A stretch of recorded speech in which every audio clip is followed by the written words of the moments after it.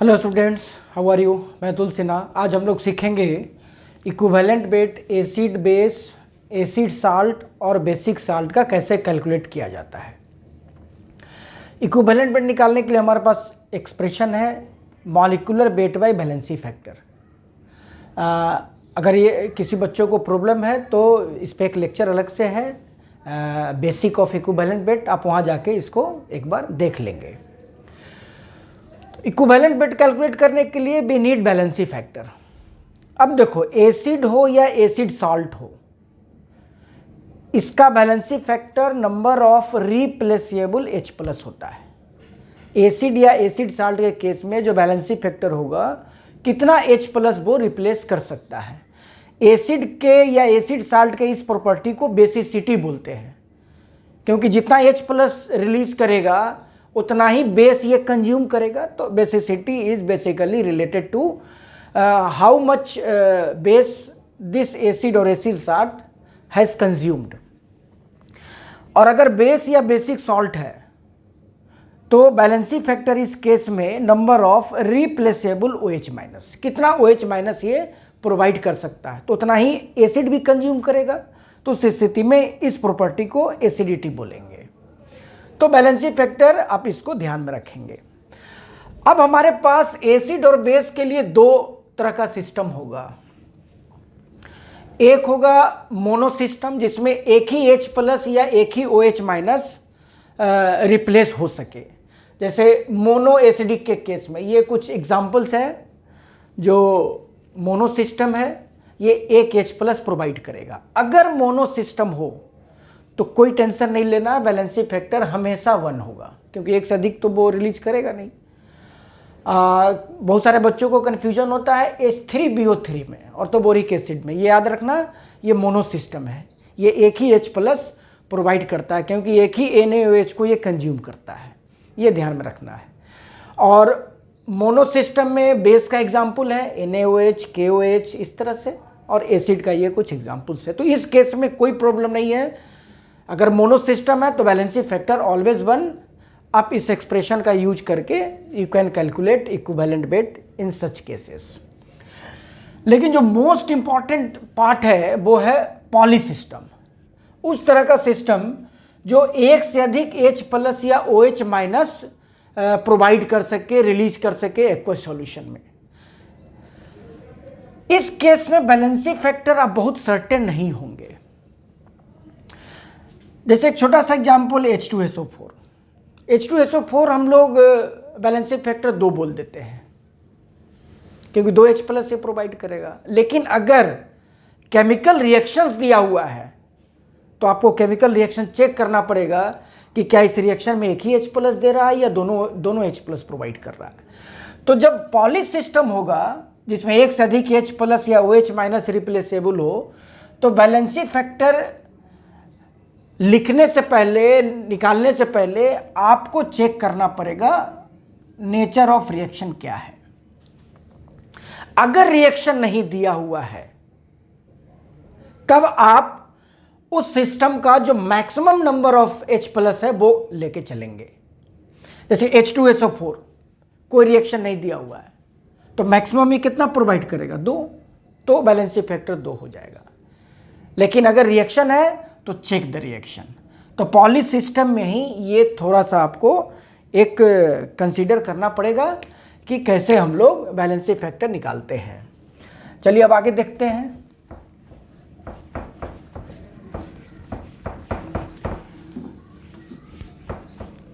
तो एक तो क्लियर हो गया कि अगर मोनो सिस्टम हो, जैसे HCl हो, HNO3 हो, या मोनो सिस्टम कोई भी हो,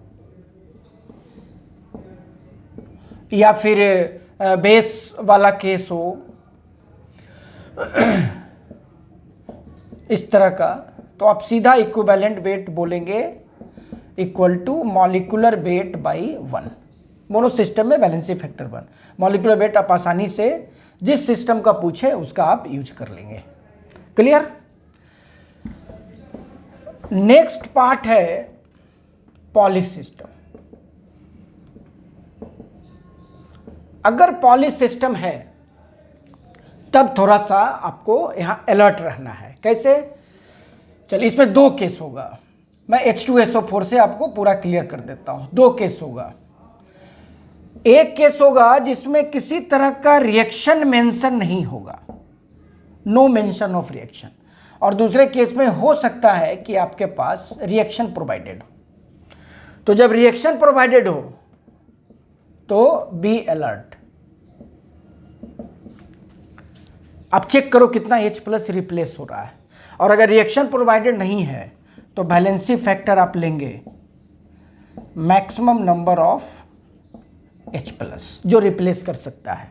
तो यहाँ पर मैक्सिमम नंबर कितना है? 2, तो इस केस में हो जाएगा 2, therefore equivalent weight is equal to molecular weight by 2, अगर रिएक्शन नहीं है तो। लेकिन अगर रिएक्शन है तो आपको चेक करना पड़ेगा। जैसे H2SO4 रिएक्ट विथ NaOH और ये बना रहा है NaHSO4 प्लस H2O। अब ध्यान दो प्रोडक्ट को और इसको, ये एक ही H+ प्रोवाइड कर रहा है, एक ही H+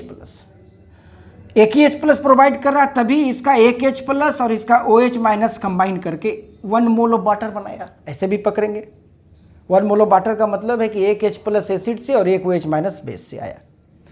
इस स्थिति में H2SO4 तो है, लेकिन रिएक्शन जब दिया हुआ है तभी रिएक्शन को चेक करने के बाद यहाँ वैलेंसी फैक्टर हो जाएगा 1 और इक्विवेलेंट वेट हो जाएगा इसका मॉलिक्यूलर वेट, M हम लोग यूज करेंगे मॉलिक्यूलर वेट के लिए Y1। ठीक है, तो आप इस चीज को ध्यान में रखेंगे। तो पॉली सिस्टम के केस में अगर रिएक्शन नहीं है तो मैक्सिमम लेना है, अगर रिएक्शन है तो just check the reaction how many H+ और OH- हैज बीन प्रोवाइडेड। चलिए एक एग्जांपल और देखते हैं पॉली सिस्टम का। मान लो H3PO4 है, इसमें maximum number of replaceable H+ है 3। अगर कोई रिएक्शन नहीं सप्लाइड है तो बैलेंसी फैक्टर आप ले लेंगे 3, लेकिन अगर रिएक्शन सप्लाइड है तो चेक द रिएक्शन। ये हो सकता है 1 इक्विवेलेंट NaOH कंज्यूम कर रहा हो,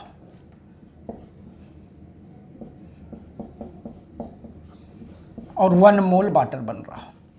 तो ध्यान से देखना, 1 मोल वाटर का मतलब ही है कि एक H+ दिया है और एक OH-। यहाँ पर बैलेंसी फैक्टर हो जाएगा 1, यानी इस केस में इक्विवेलेंट वेट हो जाएगा इसका molecular weight Y1। Second situation लेते हैं।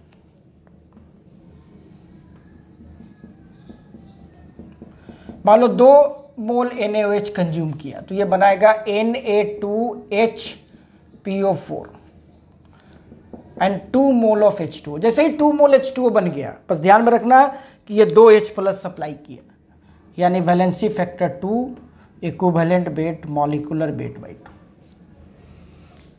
ठीक है, और इसी तरह का केस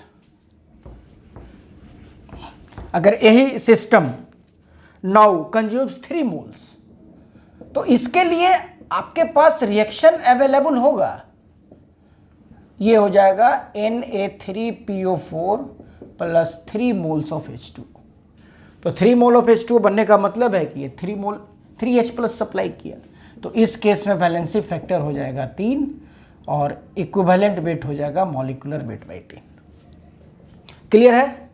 तो पॉली सिस्टम के केस में आपको ये ध्यान में रखना पड़ेगा कि कोई रिएक्शंस तो नहीं सप्लाइड है, सप्लाइड है तो फिर आप उसको चेक करेंगे। समझ में आ रही है बात?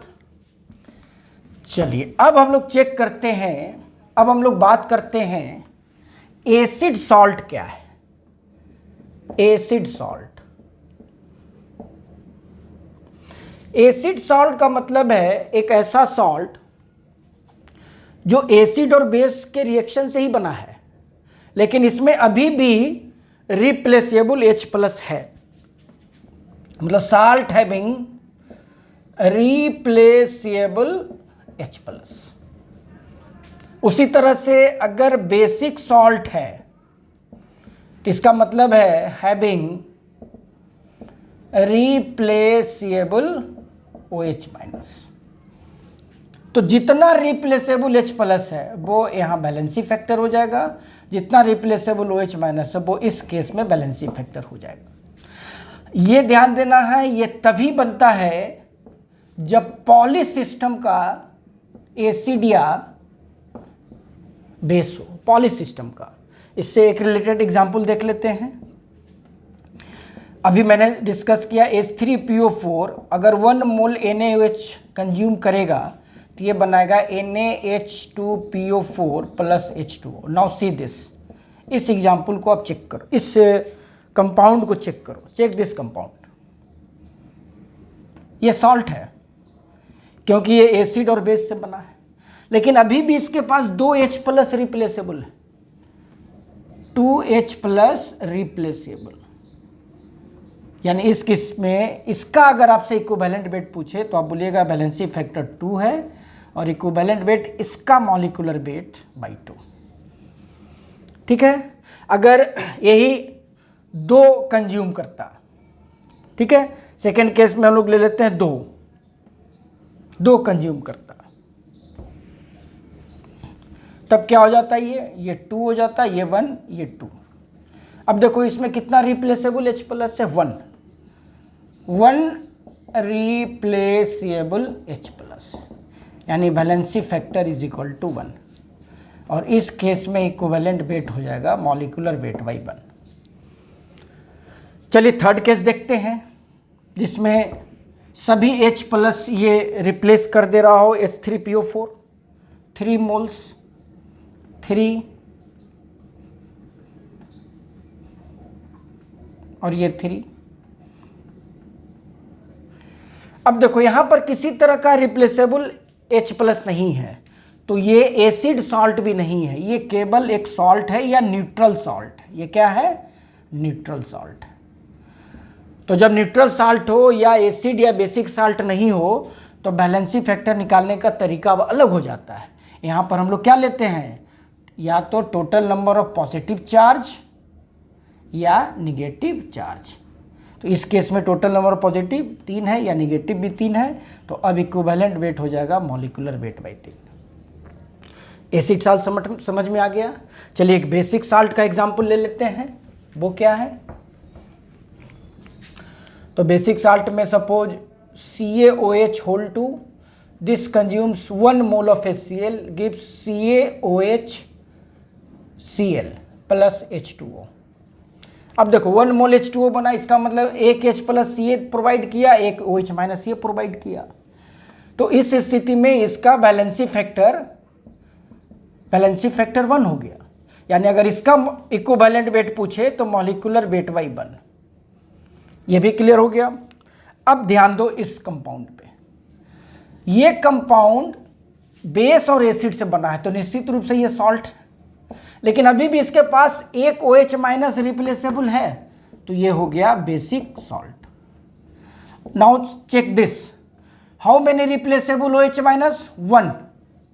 1 OH- अवेलेबल है जो रिप्लेस कर सकता है, तो बैलेंसी फैक्टर 1।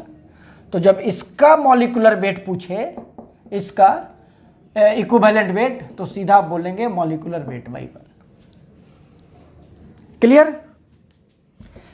अब suppose same system CaOH2 consumes 2 mole of HCl, तब देखो क्या होगा, ये CaCl2 plus 2 moles of H2O।